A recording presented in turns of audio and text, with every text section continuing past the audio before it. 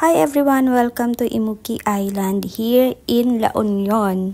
For only 50 pesos entrance fee, pwede ka na makapasok at makita ang ganito kagandang mga views. Nagrent lang pala kami dito ng balsa, papunta dun sa mga spot na sinasabi nilang pwede naming puntahan. And I think nag-range siya ng 800 to 1,000 depende dun sa balsa kung gano'n siya kalaki. Kung kulang ka naman sa budget, pwede mo na ring lakarin gaya ng ginagawa ng iba. Kaso make sure lang na meron kang baong tsinelas na medyo makapal-kapal kasi mabato talaga yung lugar. Nung time na nagpunta kami dito, hindi siya ganun kalalim kaya pwede siyang lakarin. Tuhod hanggang hips lang siya. Nakikita nyo naman yung mga naglalakad. Pero kung gusto mong makita yung views habang nakaupo ka or nagbi-videos, pwede kayong mag-rent ng balsa. Meron din sila dito ang kayak guys kung gusto nyo mag-kayak kagaya ng ginagawa nila. I think nasa 300 pesos siya for 2 hours. Medyo challenging lang siya kasi masakit siya sa braso. Pero hanggat nagka-enjoy naman kayo, go na lang.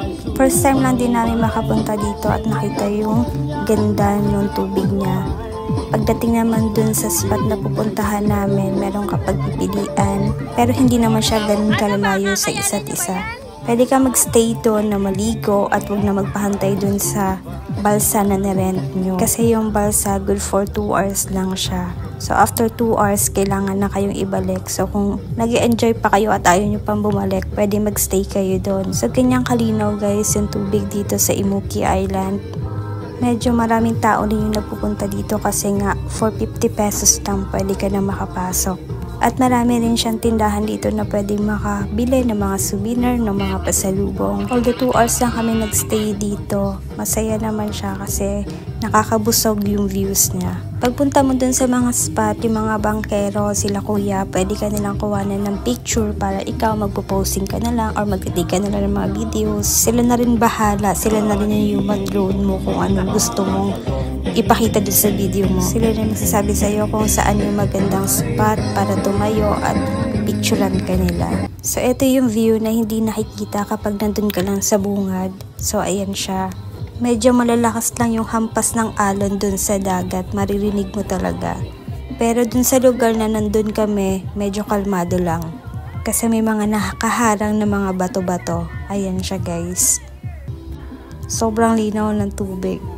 Kung meron lang clear kayak, pwede ka mag-picture at sabihin mo, nasa Boracay ka na. Diba? Sobrang linaw, sobrang ganda ng tubig.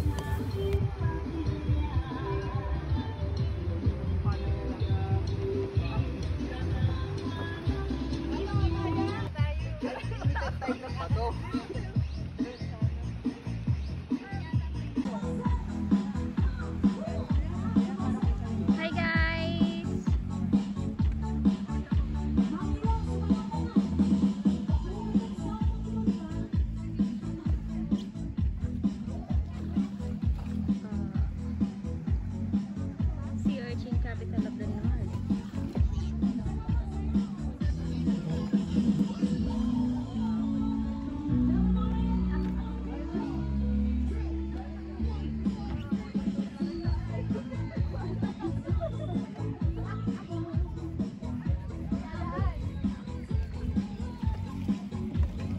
Kaya naman sa atin